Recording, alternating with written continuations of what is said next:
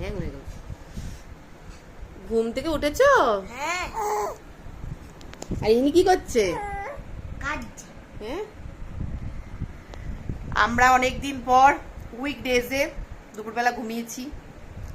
তো এখন সন্ধেবেলা 6টা 6:30 বাজে।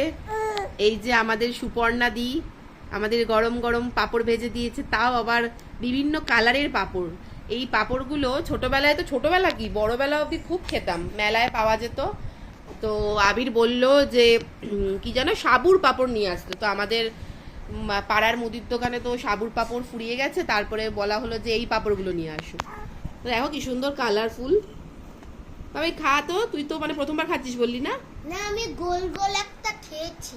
ও, এর হাতে লুকিয়ে খেতে হবে। তুইও খাবি নাকি মুনাই? তুইও করছিস কেন?